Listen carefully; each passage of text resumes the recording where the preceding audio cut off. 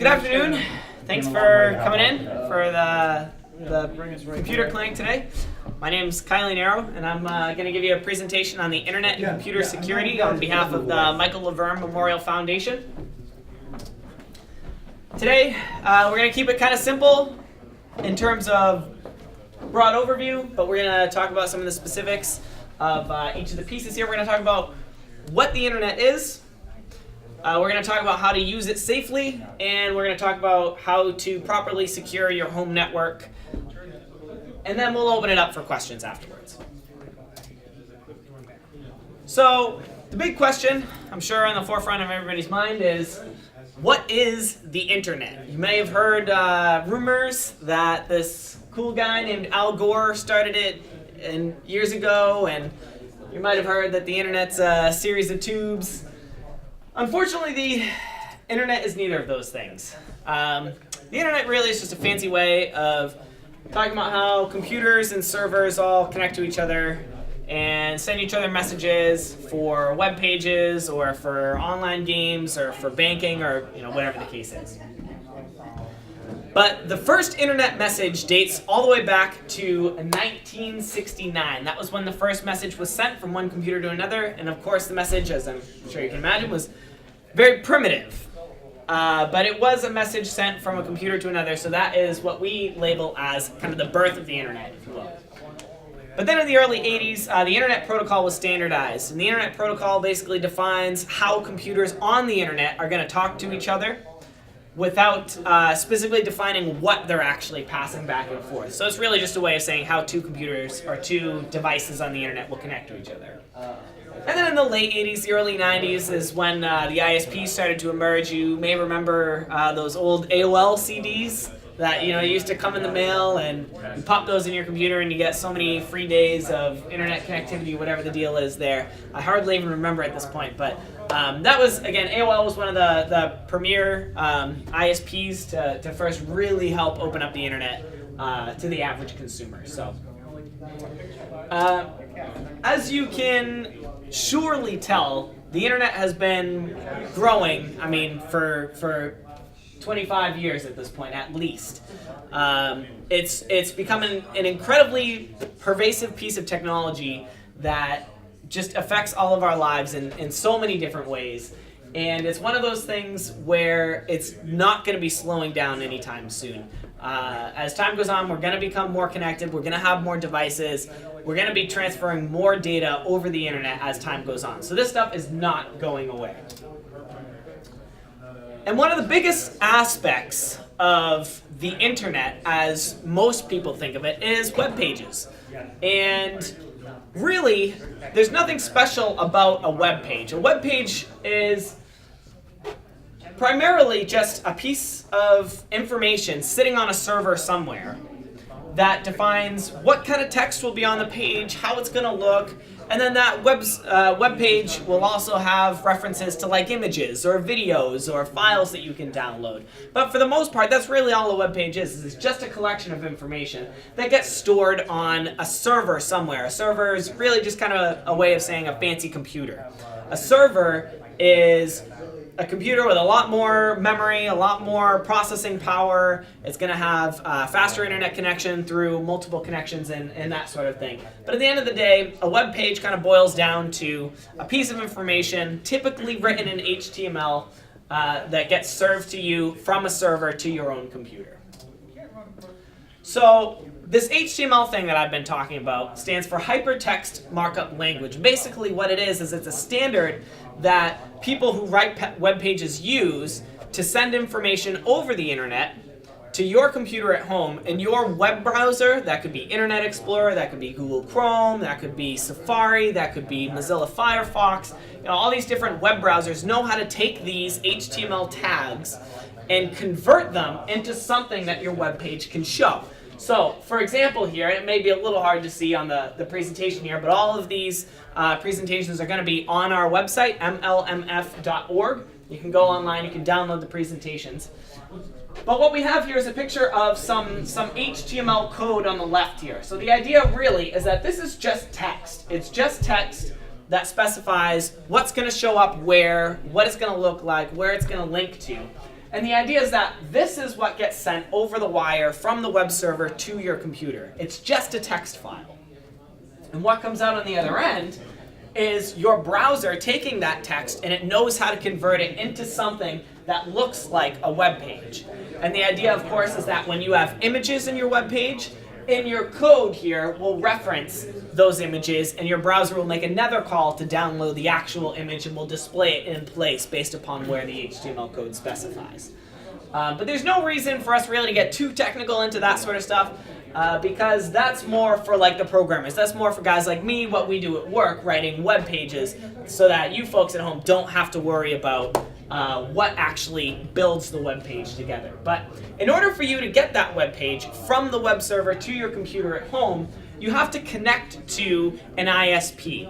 And an ISP stands for Internet Service Provider, and the idea is it's somebody like Comcast or Verizon or Fairpoint. Any of those internet service providers, the idea is that they give you access to this cool network of computers that we call the internet in exchange for a fee. And the way that you connect to that internet is that you have a computer or router, some other thing that sits on your home network, and you have this other tool called a modem. And the idea is that the modem is responsible for taking a signal that your computer can understand and translating it to and from a signal that goes over the wire out onto the internet. So for example, if you have Comcast cable internet, your computer has one electrical signal. Your modem is responsible for taking that signal and converting it from digital to analog so that it can be sent over the internet as a cable signal. Or if you have DSL, it uses the phone line, so on and so forth. But the idea is the modem really is responsible for switching that technology. So now that we know kind of what web pages are, we know that they're stored out on a computer, and we know how we get access to them, how does the process really work step by step in order for your computer to get that web page to show up on your screen? And the idea is that some client, which is basically a term for a device that's generating a request, some client makes a request to a web server to say, hey, give me such and such a web page. And the idea is that the client makes the request down here to the server, and the server has on it some web page, say index.html in this example. That web page really, again, is just a collection of text in a file. It's a piece of information. There's nothing special about it. But in part of that web page, there are, of course, ways to identify images or files or videos that also need to be sent along with your web page.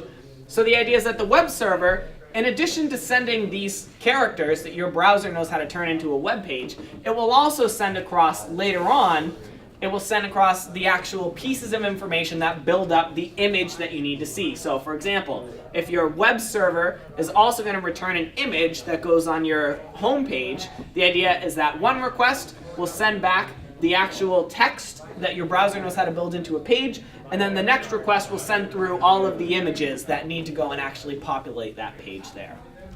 So it's remarkably simple how all these pieces work in concert in order to produce a web page that really can be complex. And as I'm sure you can imagine, the internet is famously wicked big. There are approximately 8.7 billion devices connected to the internet. That was in January of last year, right? So again, that number is going to grow and grow and grow. We're not slowing down anytime soon. And so this here is a diagram of the best kind of reasonable depiction you could give of the internet, where one of these little tiny dots in here represents maybe your computer or your home network. And it's connected to all these other internet devices here, which allows you to, again, for example, play a video game with your friend who maybe lives in Kansas, or get a web page from a server that's hosted out in China. The idea is that all these devices are connected to the internet, and all they're doing is sharing information. But there's a catch. All the information that's stored out on the computer is stored on servers or computers that don't identify with the names that we use to access these different websites. Every device on the internet has a unique address, just like, say, every house in Merrimack, for example, has a unique address. And the idea is that the addresses that computers use really aren't conducive to memorization at the human level. So, for example, A Yahoo.com, in the example I have here, has a computer address that's made up of 4 parts. The 4 parts are 98, 138, 253, 109. Good luck remembering that. Okay? So what we do as human beings is we have this cool technology called DNS. It stands for Domain Name Service. And the idea is that there are servers out there whose sole responsibility is to take these human addresses that we understand, like Yahoo.com, and translate them into the computer addresses, the 98, 138, 253, 109. The idea is that DNS allows us as humans to memorize website addresses, computer names, server names, but it translates those into the names that the computers can work with. So in a sense, DNS kind of works like that modem, right? That we were just talking about, how you connect to the internet, how you go from a digital signal to an analog signal. DNS kind of does the same thing for us. So any questions at this point about kind of what the internet is, how it works on a basic level? All right. So then I'm going to move into internet safety. This is going to be where I'm going to spend the majority of the time in this presentation, because I would argue it's the most important. And this is the one that we're most familiar with and is most easy to get wrong, unfortunately. It's a big topic. There's a lot to cover. I'm going to do my best to sort of give you some tips and pointers. And then we're going to talk about how to secure your home network after. So one of the biggest problems on the internet nowadays is this notion of phishing. And no, we're not talking about going out on a boat with your buddies and having a couple beers. Unfortunately, phishing is an attempt by someone to try and gather your information by pretending to be someone trustworthy.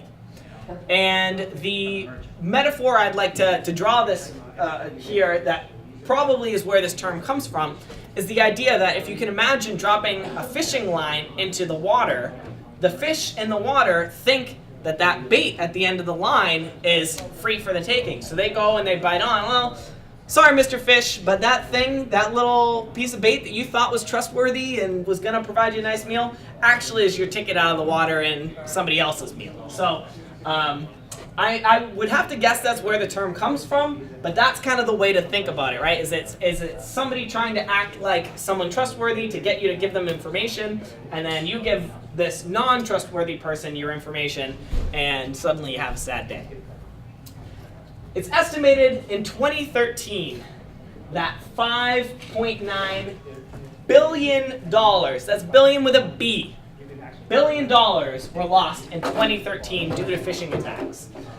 The average lifetime of a phishing site in 2013 was 44 hours and 39 minutes. That's less than 2 days. Banks, e-pay systems, online auction systems, anything that involves real money are typically the targets for these types of things. And as you can tell, in 45 hours, these things can do a lot of damage. So this is something to take very seriously. The problem with phishing attacks is that nobody can give you a one-size-fits-all solution that will solve all of your problems. Because the people putting together these phishing attacks, I hate to say it, unfortunately are kind of smart. I'm sure we've all seen those, the Nigerian prince emails or whatever that go out where somebody has, left you $1 million and all you need to do is give them your bank account and they'll wire the money over, right? And I learned a fun fact about those recently that I'd like to share. It turns out that any reasonable person would look at those emails and they would say to themselves, how does anybody fall for this? Like they're written so poorly and you see these all the time. Nobody would ever believe this, blah, blah, blah, blah, blah. Well, it turns out they do that on purpose. They're very smart people who know the English language very well, but they intentionally write those emails like junk because they know that the people who are going to fall for those emails are the ones who are going to be the easiest to actually give them what they're looking for. So it turns out actually it's sort of a way of filtering out people who've got a little more going up here than the rest of us, and as such aren't going to be silly enough to fall for some of these tricks. So in particular, through email phishing attacks, there are some things that you want to look for. So One, for example, is you want to be on the lookout for non-personalized email. If you receive an email from some kind of financial organization that looks like it's a really wide, broad email that doesn't say mention you or your account information or anything like that in there, you should be a little suspicious. And as I'm going to go through here, and I'm going to say this several times, no individual clue can be a guarantee that you are about to become a victim of a phishing attack. These are just flags that should raise your attention. So again, a non-personalized email can sometimes be a signal. If you look at the from address of an email that's being sent, sometimes those can give you clues that are a little bit suspicious. So for example, sometimes you could see an email that you receive from irs.gov, but if you look really closely, maybe that O and the GOV is not actually an O. It could be a 0, right? So things like that can be really, really tricky to catch, but it's just something to keep an eye out for, because in the event that you notice something like that, again, that should be a pretty major red flag for you. You also want to look at links in the email that will take you to website addresses that don't match who the sender is. So for example, if you're receiving an email from Bank of America and the website that it takes you to is abcd.mycat.com, you probably don't want to go there, and that email probably is not legitimate. Again, no single warning sign by itself is going to be a guaranteed phishing attempt, and when you're in doubt at any point, get in touch with the person sending the email through a different channel. So if you receive an email that looks kind of suspicious and you're thinking maybe something fishy's going on here, get in touch with the organization that sent you the email via phone, or drive to the office, or do some other channel. Don't just reply to the email and say, hey, are you legitimate? Because the person on the other side, of course, is going to say, yeah, of course this is legitimate, right? So you want to initiate conversation with that organization sending you the email through some other means. So I wanted to share with you an example of an email, actually, that I received at some point. I think it was this week or last week. It's not important. An email that I received recently. Now, this is an email that is legitimate, came into my inbox, but when something like this comes in, right away, my red flags are up and I'm looking for suspicious clues. So one thing that drew my attention to this was this says, Dear eBay member. That's not a generic email, or excuse me, it's not a specific email. It's very generic in the way that it's written.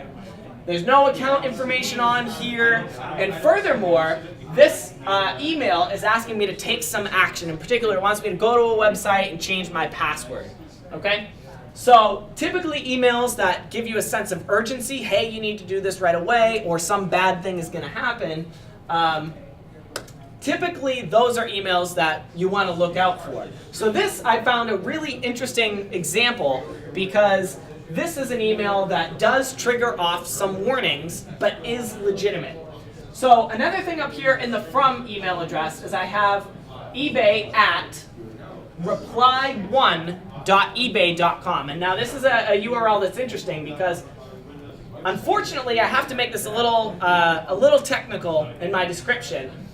But in a from email address, you typically want to look at the from address and make sure it matches something that you recognize. But there can be things in front of what you recognize that are legitimate. So when I go to ebay.com, I don't type in reply1.ebay.com. I just type in ebay.com.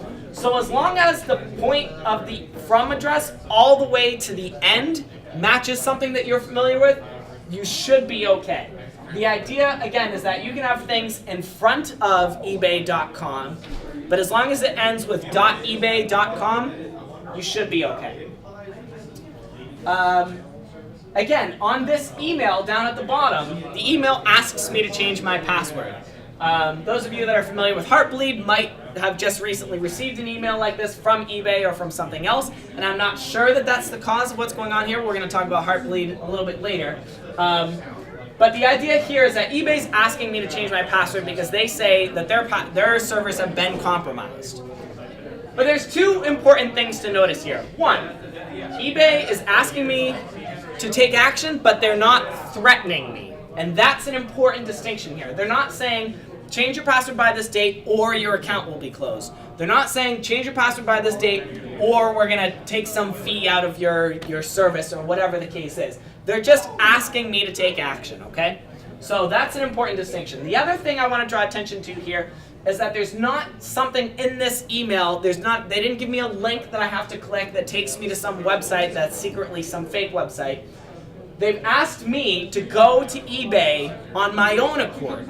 They didn't even include a link in here. They asked me to go to their website and change my password, which is a great sign for the legitimacy of this email, because they're not asking me to click on some link that could take me to a fake website. They're not asking me to download something. They're saying, hey, we need you to go to our website, so go into what you think is our website and change it there, okay? So again, that's a very important distinction to make there, but I wanted to include this because it's I think, a very interesting email for this subject. Another thing you want to keep in mind is that companies will never ask you for your personal information via an informal channel. So that includes things like email. That includes things like their online technical help if you have one of those chats that's going on there. That will include mediums like social networking. They won't ask you for passwords. They won't ask you for your social security number. They won't ask you for very personal identifying information. And I included a couple examples on here of some phishing attacks that have gone out that are suspicious and should raise your concern. So on the left here, we've got a guy on Twitter, tweeting at some company saying, hey, I got a notification that's asking me to give you my password. And Foursquare, of course, is replying saying, well, actually, that's not us. And on the right here, we've got a notification that was received in an email from Visa, MasterCard, and what they're saying is please fill in the attached document. They want you to download a document, they want you to fill in the information, they want you to scan it back into your computer and send it back to them. Huge red flag, no. You don't want to do that. If this were a legitimate email, again, they would ask you to go to their Visa website and change your password, or go to your MasterCard website and change your password there.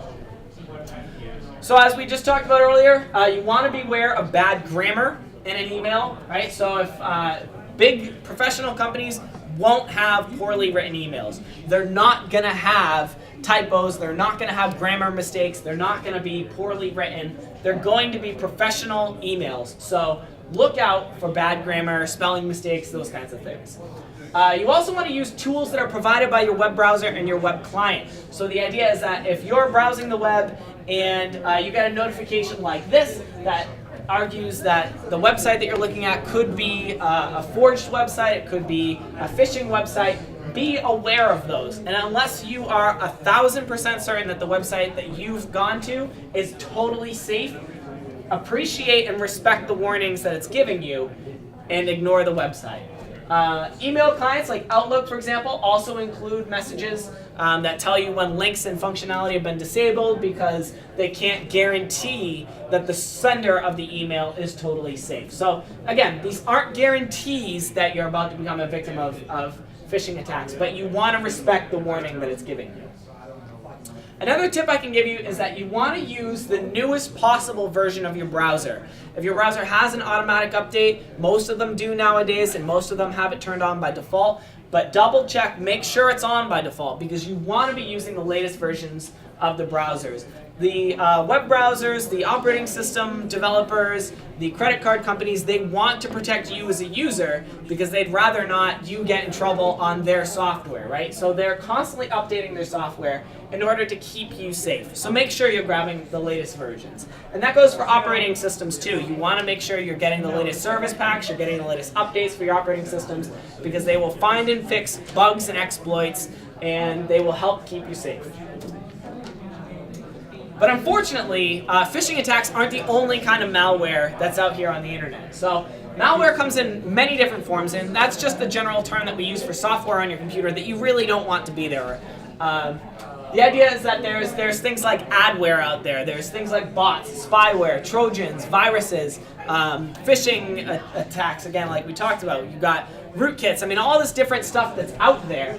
And the idea is that they all fall under this umbrella term of malware.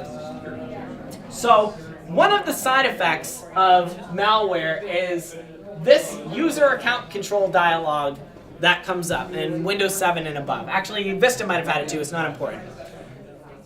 So if you've ever seen this thing, it probably drives you bonkers, and you wish that this thing would just go away and leave you alone, and you say to yourself, of course I want to do that button that I just clicked on, right? So what's the point? Why is this thing here? Well, it turns out actually, in my opinion, this thing is one of the best things that Windows could have done for their security to protect you. The idea is that this dialog comes up whenever secure program settings are launched, or whenever a program that could potentially harm your computer is launched. And the idea is that if you're the one clicking that button to launch that dialog, you just hit continue and move along your merry way.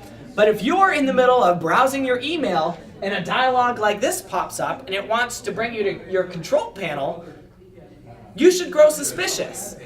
Because the idea is that if you're not the one that initiated that dialog to come up, you want to hit cancel, because this is detecting that something on your computer is trying to start up, say, the control panel, for example. And if you're not the guy who wants that control panel to come up, you need to cancel this. Again, I would say typically the idea that you want to look is for like programs or things, dialogues like this that start up on their own.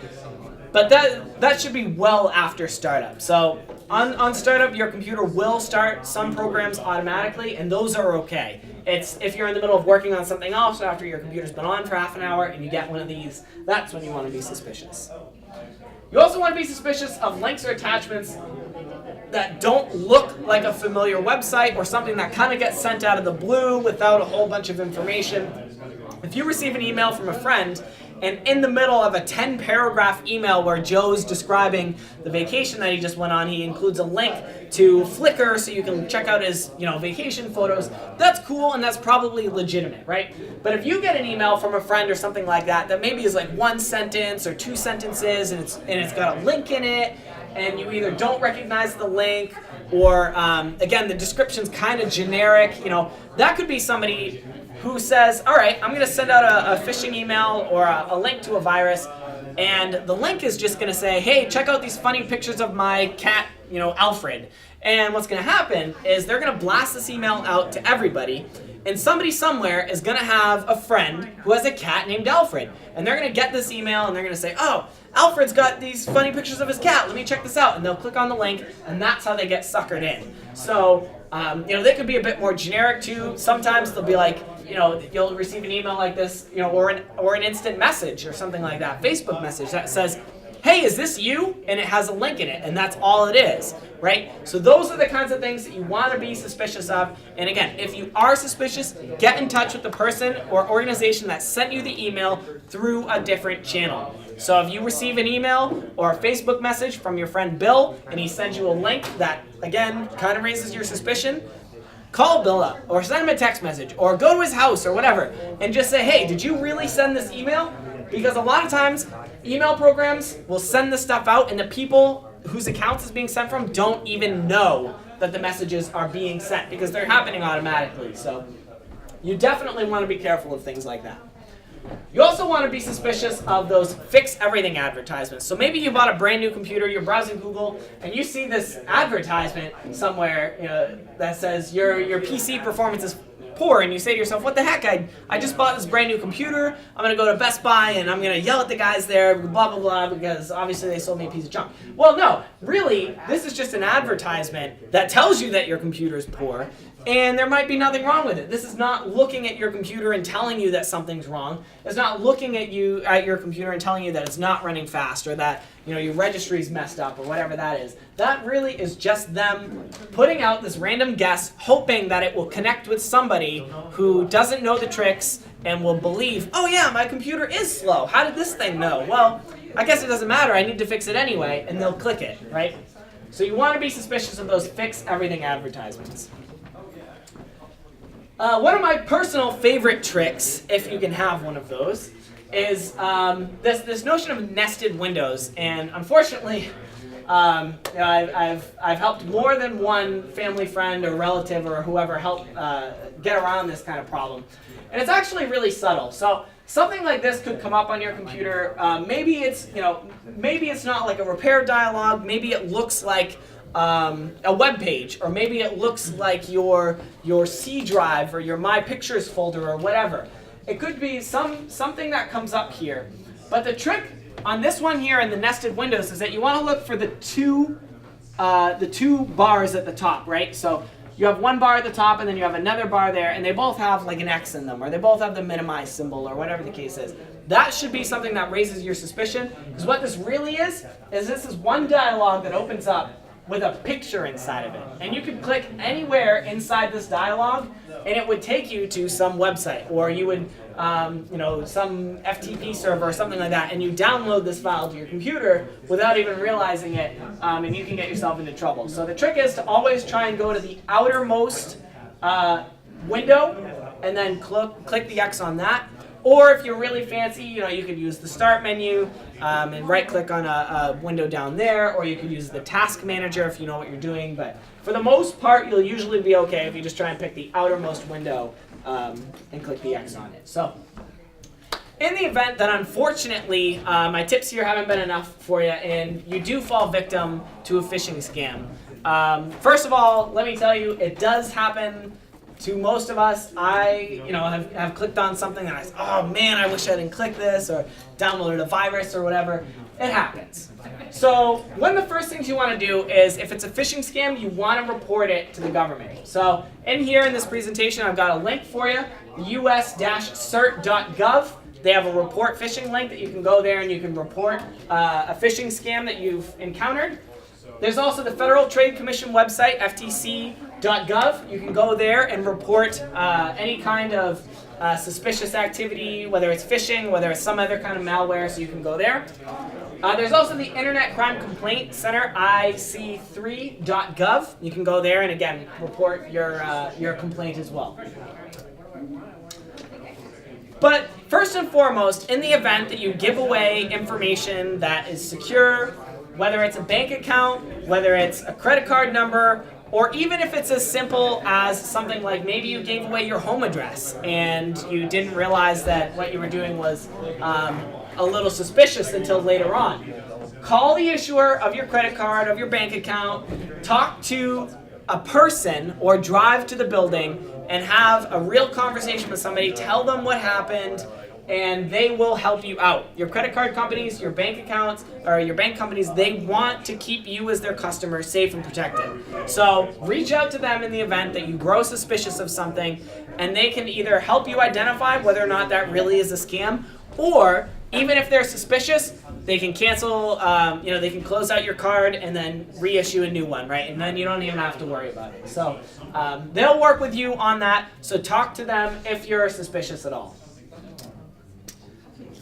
In the event that you've downloaded some software, either intentionally or by accident, it came with some malware, you've got a virus, a Trojan, whatever the case is, your computer's running slow, acting funny, not doing what it's supposed to be doing, you can install and run some of the trusted anti-malware software. You're going to see software online all the time that talks about how your computer has 1,000 viruses and you need to fix them, or whatever the case is. The idea is that if you go with one of the trusted anti-malware software suites, you'll be able to protect yourself and remove malicious software from your computer, and you don't have to run the risk of downloading another virus from some other group that was trying to claim that they would fix yours. So some of the big trusted ones are the Kaspersky antivirus, the Norton antivirus, and the McAfee antivirus. Not all of these are paid. Some of them are free, and the free tools do work well. Windows comes with a built-in Windows Defender software that works pretty well. But the idea is that this software you want to download and run if you suspect you have a problem, or you can download it just casually and run it on an as-needed basis. So even if you're not having a particular problem and you really just want to kind of run your software just for the peace of mind so you can sleep well at night, you can run these software programs as needed. You can leave them installed. They'll continually update and they'll protect you as you're working on your computer, as long as you keep that software up to date, right? Something's better than nothing for the most part, but if you can keep it up to date, that's even better. And the paid versions of this stuff, I think, come with top tier support and a tech hotline you can call. So there are benefits to paying for the software, but it's not necessarily needed. As I stated, Windows comes with a built-in piece of software. It's called Windows Defender. You can open that up if you've got the latest version of Windows 7 or above, and you just type in Windows Defender into the little start box there. That will pop up with a dialog and walk you through exactly what you need to do in order to properly secure your computer. You also want to consider periodically backing up your hard drive. So the idea is that if you have photos, you have bank information, you have videos, whatever on your computer that you need to keep backed up, so that in the event that something goes awry and you need to clear your computer or a virus takes over or whatever the case is, you haven't necessarily lost all that information. You've got it stored and backed up.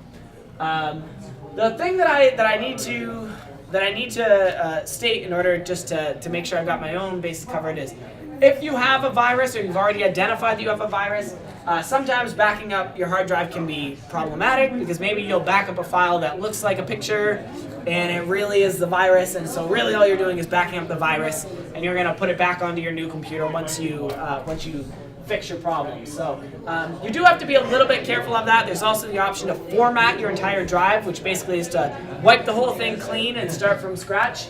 But with that, you need to be careful. You need to know what you're doing, because that's something that's a very technical process. You can permanently erase the data on your computer so that it won't even boot up anymore if you don't know what you're doing. So I don't recommend exploring the option of formatting your drive on your own, but just know that that is an option, that you can press the reset switch and get it all back to factory. So aside from malware and software that can harm your computer or scams and whatnot, there are some measures that you can take to protect yourself online, even when you're doing legitimate acts. So one of the biggest things that I can recommend is that you use a unique, strong username and password for every login that you have. So the idea is that if you have a password that could be as secure in the world as you can possibly think of, if you have this 25-character long password that you use on the same websites or on all these different websites, you use the same username and password on your Facebook and your Gmail and your Bank of America and, Joe's Pizza Shop, well, the first three that I named are probably going to have pretty good security on their system, so you don't have to worry about it. But if Joe's Pizza Shop, maybe the programmers building the website, didn't do the best job, or maybe somebody broke into Joe's Pizza Shop and stole a server out of his, the back of the store. What happens is a hacker now has your username and password to Joe's Pizza Shop, and guess what? If you use the same username and password on Joe's Pizza Shop that you use on Bank of America, well, guess what? That hacker's going to take that username and password, he's going to use it on Bank of America, and he's going to try it on, the Capital One, and he's going to try it on, all these different, websites where he could potentially get access to your personal information.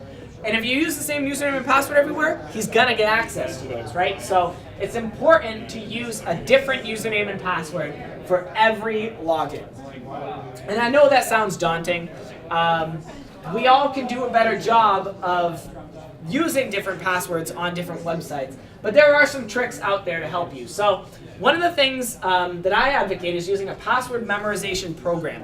That's a program that is going to sit on your computer at home, and you need to memorize one username or one password in order to access the memorization program. What happens is, if you need to get to, say, your Bank of America website, you would type in your password in order to get to your memorization program, and then you just type in Bank of America into your memorization program, and it will give you the username and password that you need in order to access that website. So you don't even have to memorize anything except that one password to get into the program. The downside to that is that, of course, you can't access your accounts from outside of your home, but at the same time, you really want to try to avoid that anyway, because for the most part, even if you're at work where you've got a secure network, people can still what's called sniff the traffic that's moving across, especially if you're on Wi-Fi. And they can examine the traffic that's coming across the wire, and that can get you in trouble, because if you send a username and password to your bank account over the work network, they can capture that. So really, you don't want to do anything very sensitive outside of your home computer. So this really is kind of a way of enforcing that as well. So that's a good practice to get into.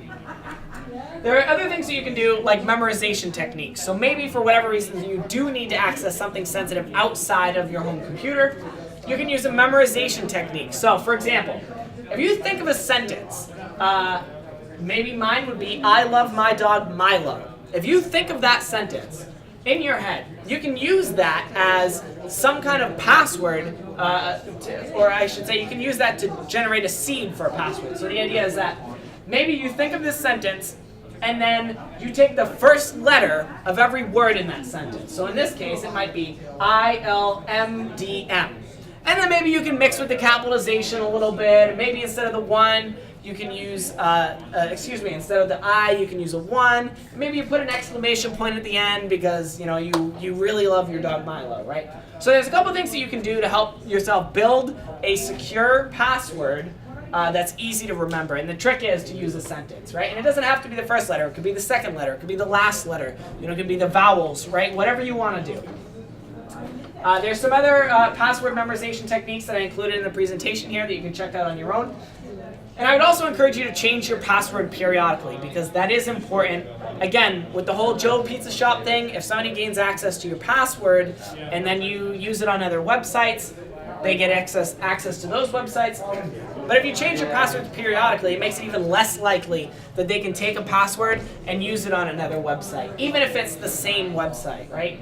So if somebody somehow were to gain access to like your Bank of America username and password somehow because they broke into a server house somewhere and were able to get that information, if you change your password periodically, then hopefully you should catch very soon either the fact that the hackers changed your password or you can change your password and that hacker doesn't have access anymore. To close out the internet safety discussion, I want to talk a little bit about the Heartbleed bug, which is a question I was asked about last week when doing the presentation, and I felt would be amiss to not address it here. So this, as you may know, is something that came up somewhat recently. The bug in the software has already been fixed, but the Heartbleed basically was a bug in the what's called the OpenSSL implementation. The idea is that SSL is a way that computers talk to each other securely, and OpenSSL is software that everybody works together on in order to make those secure communications from websites that don't want to pay to have to implement their own secure mechanisms. So again, OpenSSL is totally legitimate, it's safe, and it's respected by most organizations in the world, so there really shouldn't be any shame in anybody using it. The problem is, like all pieces of software, it was written by a human. And unfortunately, the person writing the software made a mistake. As part of the SSL protocol, which again is how computers communicate securely, as part of that protocol, there's a way basically that you send a heartbeat message from your client to your server, for example. And in that, the client says, I'm going to send you these 5 characters and say hello. And if you're there, send me hello back. And so it works just like a heartbeat to ensure that traffic's still running to and from both machines. But the problem, or at least the bug in this implementation of it, is if you, for example, said, here's the word hello, and it's 10,000 characters long, what happens is that the server responds with the word hello, and then the other 9,995 characters that are in its memory afterwards.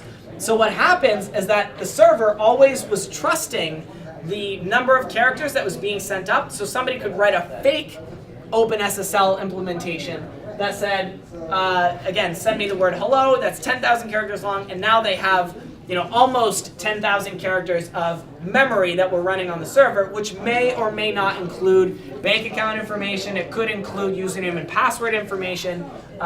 So there's unfortunately really no way for anybody to know exactly what might have been stolen through this vulnerability, and for all we know, it could have been nothing, right? But it also could have been everything. So it's very important that you, after having had this come out, that you go to these websites where you have username and password stored and you change them. Because again, there's no way to know what access somebody had to our information, and it's worth spending 10 minutes changing your passwords and then being able to sleep at night. So, any questions on internet safety, phishing, anything like that? All right, then we're going to jump to home networking basics. And I'm going to breeze through this nice and quick, because unfortunately, home networking is something that's very particular to whatever model router you bought, or whatever particular piece of hardware that you're running. But as we talked about earlier, your computer has to connect to the internet through a modem of some kind. And so in this diagram here, we have a computer that's connected to the internet. And this computer, it doesn't talk directly to the modem like in the example I showed earlier. Most of us at home have what we call a router, some kind of residential gateway.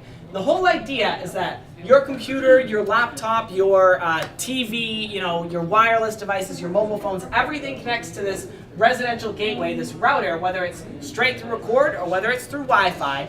And the idea is that the router is responsible for managing all the traffic to and from this cable modem, which then goes out to your ISP. So the idea is that if you have two computers, both on the network at the same time, one of them is going to Yahoo and one of them is going to Google, the router is smart enough to know both of those pieces of information go out the same direction, the same pipe to the ISP, and when they come back, the router is smart enough to know who gets what information for you. So you don't even have to worry about it.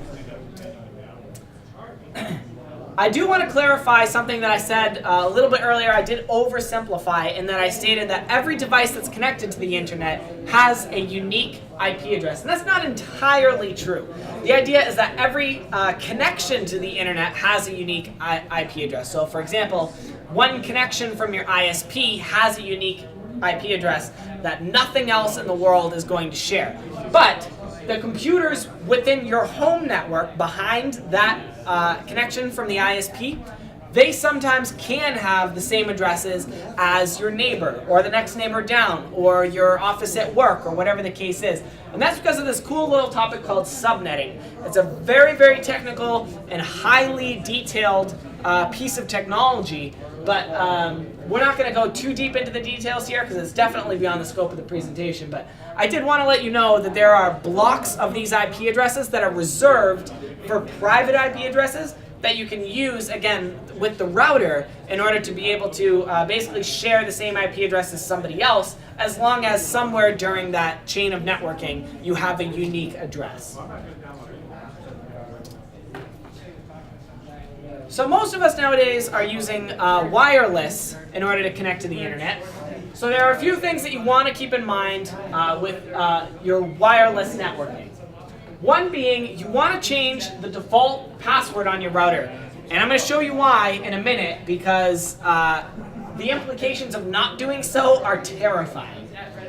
To turn on your WPA2 encryption using a strong password, just like we already talked about, WPA2 or better, basically you want whatever the most advanced encryption mechanism that your router supports, you want to turn that on. We're going to show you a little bit what this dialogue looks like, what the interface looks like, so you can kind of figure out for yourself what you want to choose, and it will sort of walk you through it. So for the most part, you don't have to know anything about encryption. You'll just want to pick whichever one appears to be the most advanced. You're going to want to change the default SSID. SSID is just a term basically for the name of your network. So at home, maybe your SSID is home, or my last name Nero, or it could be the name of your cat, or it could be a funny joke, or whatever. The idea is that you don't want to use the default SSID that your network ships or your router ships with for the same reason you don't want to use the default username and passwords, and we're going to talk about that. You want to consider disabling your SSID broadcast. So again, that's consider disabling your network broadcast. That can work great if you only have devices that plug straight into the router, but it can be a real pain if, say, your friend comes over with his iPhone, he wants to connect to your wireless, and instead of it showing up in the available wireless networks, he has to type in the information. It's still there, it's still totally accessible, he just has to know the name of the SSID in order to connect to it. That's fine. Again, something to consider depending on where you live and how many Wi-Fi devices you have and all that business. You definitely don't want to turn on the auto connect to wireless networks. So if you have a computer or a mobile phone or a laptop that has this option, you do not want to turn on the setting to automatically connect to networks unless it's a network that you've connected to before. The problem with connecting to open wireless networks like this that you're not familiar with is that if you were, say, driving down the road with your mobile phone in your pocket and you left your Wi-Fi on because you were listening to music at home and forgot to turn it off, and you drive by your neighbor's house who's got a really strong wireless signal and your phone automatically connects to it, well, guess what? Your phone is now on your neighbor's wireless network.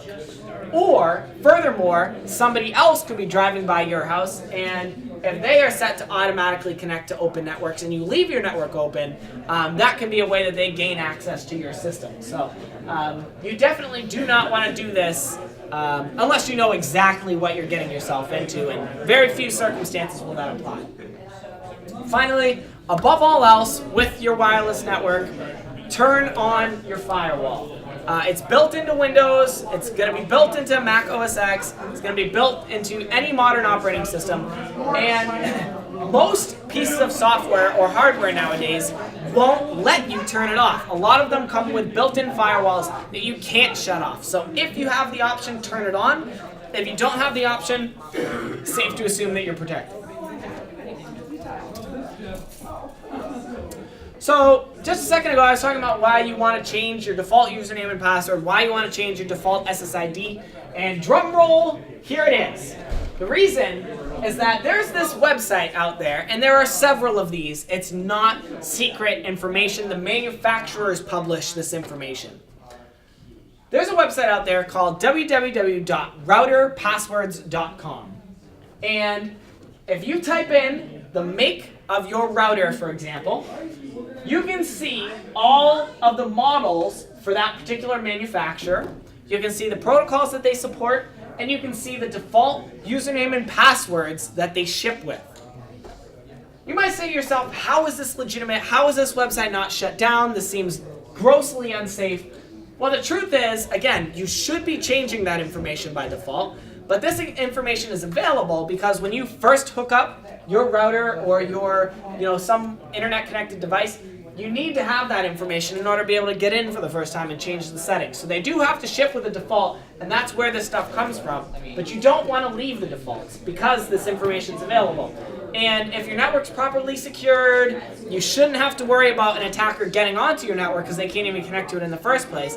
But if somehow they're able to get onto your network and they know the username and password for your router, you're gonna have a bad time because they're going to be able to get into your network. They're going to be able to change your information, and you won't even be able to connect to your own network anymore. So now that I've talked about all the stuff that we need to do, the question is, how do we actually go about doing that? The good news is Windows makes it pretty simple. You can go to the Start menu and you just type in the word network. And what will happen is that's going to pull up a whole bunch of different options here.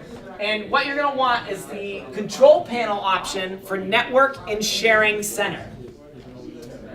When you click on that page, it's going to bring up a dialog window that shows your computer, how you're connected to your network. You're going to see all these different options here. But the thing that we really care about is this button over on the right, the Local Area Connection. When you click that, you're going to get a dialog that pops up, and you can open up the details for it, and you're going to see this IPv4 default gateway. That's what you're looking for. Because again, your router represents your gateway to the internet. So, the guys who designed all this stuff were smart enough to say, hey, we're going to call the address of that router our default gateway. So what you want is this computer IP address right here. Unfortunately, DNS doesn't work for this layer of networking technology, so you do have to get the IP address. But once you get that IP address, I think I skipped ahead actually, yep. Once you get that IP address, you can type it into a web browser. So you open up a web browser that's connected to your wireless or connected to your router, whatever the case is. You type in that IP address right in the search bar or right in the address bar of that browser, and it will ask you for a username and password. Guess what? If you haven't changed it, this is where you need that default username and password that ship with the router. So you punch in your default username and password, and that will take you to a page kind of like this, where this page is the dialog for my router at home. You can get in here, you can change your wireless settings. So again, we see an SSID in here. They've got a whole bunch of advanced settings depending on how sophisticated your router actually is. And a lot of routers nowadays understand that this process is difficult, it's challenging, so a lot of them will ship with a CD. And you don't even have to log into this page or do any of this business I told you about. You just pop the CD in your computer, that will launch a piece of software that will take you here, will walk you through all the settings, and you're going to be all set hunky-dory. If you don't have the luxury of getting a piece of hardware with a startup CD, a lot of them will include help information over on the side. So the idea is that if you don't know what something is, they'll try and explain it to you. But again, it's still kind of technical. So for the most part, just try to change the important stuff I've talked about here, and you don't need to worry about anything else really. I also wanted to show you this dialog here, which talks about the different types of security that your wireless can support. So you have WEP, you have WPA, WPA2, WPA-PSK. There's a whole bunch of different types of encryption. If you wanted to, you were really curious, you could Google them and try and figure out what you actually wanted to use. But for the most part, you're going to want whatever the most advanced or the most sophisticated one is. And if the help doesn't tell you, usually just pick the one that looks the most advanced, right? The most letters or the highest number, right? Or whatever the case is there. The good news is they don't make it too hard to figure out what the most advanced encryption is, even if you know nothing about computers. Again, you want to turn on your firewall. So if your router supports it, make sure it's on. If you're running a Windows computer, if you go to the Start menu and you just type in the word firewall, all one word, you're going to get a program that launches the Windows firewall with advanced security. And what you want is to just make sure that you've got the green check marks for Windows firewall is on in all three of your categories here. Basically, you can set up special rules to either block or allow certain traffic, but for the most part, you want your firewall on. It's a great last defense mechanism.